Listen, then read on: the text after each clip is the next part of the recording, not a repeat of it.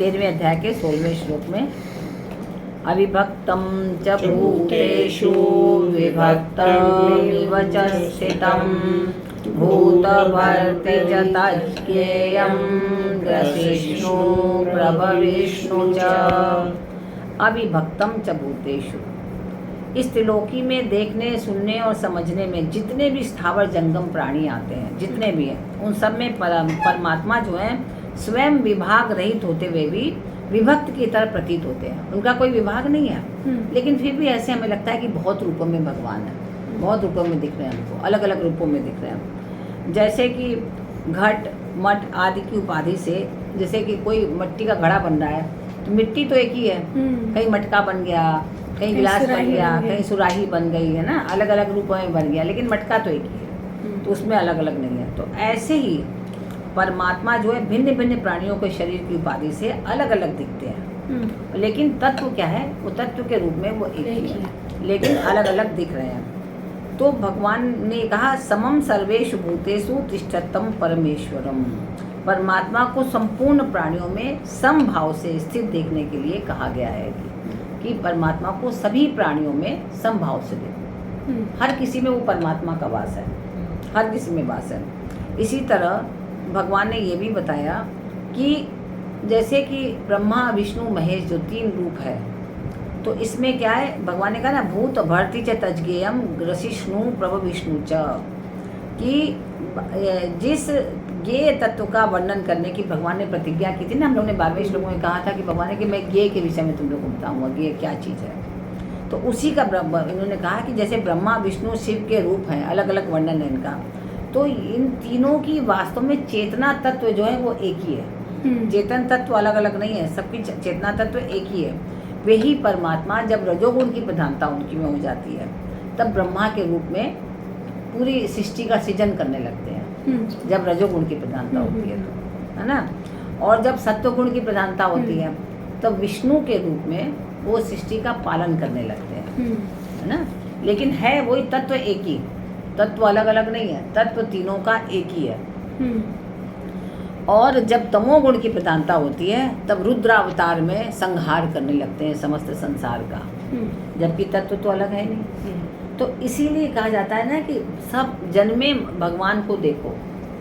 जब कोई क्रोध के रूप में आ रहा है मनुष्य, तब ये सोच लो ये रुद्रावतार है।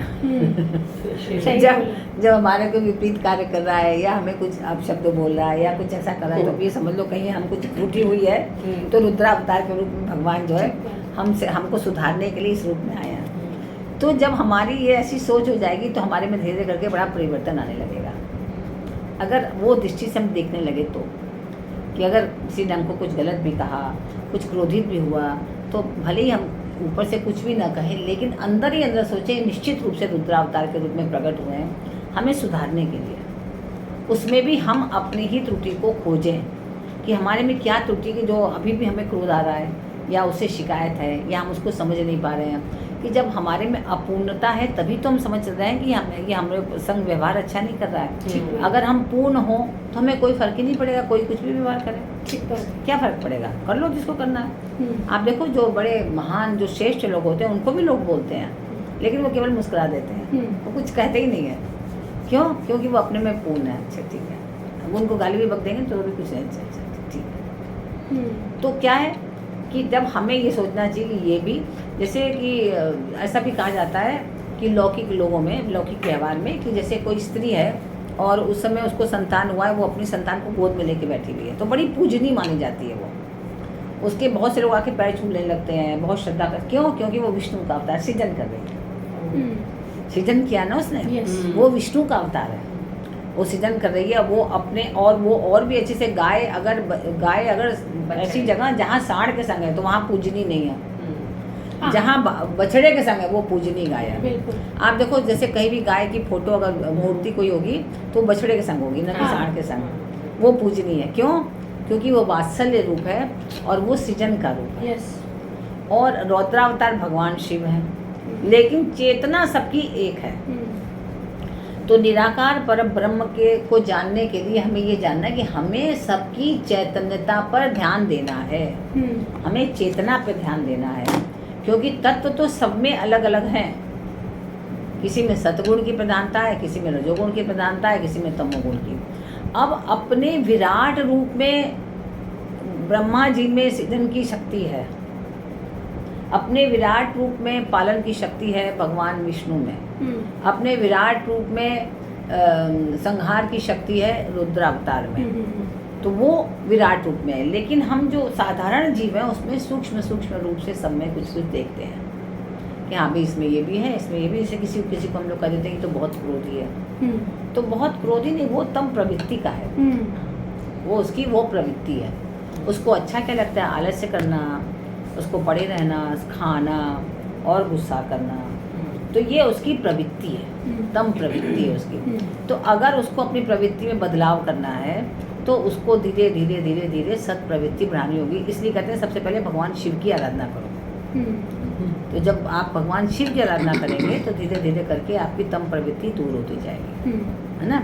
तो ऐसे ही हमें विष्णु की पूजा और उनकी करनी पड़ती है। तो एक ही परमात्मा सृष्टि पालन और संहार करने के कारण ब्रह्मा विष्णु और शिव नाम से अलग अलग नाम से कहे गए, लेकिन वो एक ही है, वो अलग नहीं है।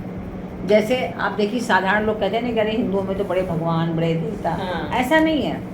उन्होंने एक ही तत्व ने उस चीज को बांटा है। जैसे एक ही माँ, किसी की पत्नी भी है, किसी की माता भी है, किसी की बहन भी है, किसी की पुत्री भी है, तो आप कहोगे इनके यहाँ तो एक स्त्री के इतने 50 रूप है।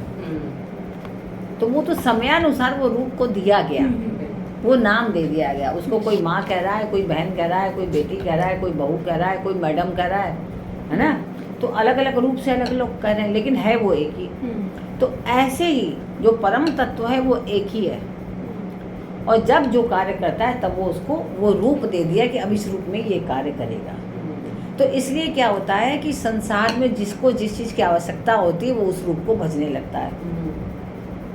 अगर जैसे कोई संतान का आकांक्षी है या धन का आकांक्षी है तो किसकी की उपासना करेगा? विष्णु की उपासना करेगा, क्योंकि उसको विष्णु चाहिए, उनसे धन चाहिए संचालन करने के लिए, सृजन करने के लिए धन की आवश्यकता है। तो इसलिए हम अपने स्वार्थवश उनको भजने लगे, क्योंकि हम हर लोग जो है निराकार परब्रह्म की उपासना नहीं कर सकते, इसलिए हर लोग उस साकार स्वरूप की उपासना करने लगे, इसलिए अलग अलग हो गया। तो जो परमात्मा है, परमात्मा सृष्टि रचनादि कार्यों के लिए भिन्न भिन्न गुणों को स्वीकार करने पर भी उन गुणों के कभी वशीभूत नहीं होते। बस परमात्मा में और हमारे में ये अंतर है कि हमारे में जो गुण है हम उनके वशीभूत हैं, हम ऐसा नहीं कि हम उनके वशीभूत नहीं हैं। इस कारण से हम परेशान होते हैं। और जो परमात्मा है उनका समस्त गुणों पर पूर्ण आधिपत्य है। वो जो है गुण उनको पकड़े हुए नहीं है, वो गुणों को पकड़े और जैसा चाहे गुणों से वैसा करा लेते हैं, ये उनकी विशेषता है। तो इस श्लोक में परमात्मा के समग्र रूप का वर्णन हुआ है। जैसे संसार भौतिक दृष्टि से तो एक है, ऐसे ही जो वास्तविक तत्व है जो परमात्मा है वो भी एक ही है, वो अविभक्त नहीं हुआ है, वो एक ही है। परंतु जैसे संसार जो है 5 भौतिक दृष्टि से एक होते हुए भी अनेक व्यक्तियों, वस्तुओं और जड़ चेतन स्थावर जंगल आदि रूप में दिखता है, ऐसे ही परमात्मा एक होते हुए भी अनेक रूपों में हमें दिखते हैं, कभी किसी के रूप में, कभी किसी रूप में। तो परमात्मा एक होते हुए भी अनेक है और अनेक होते हुए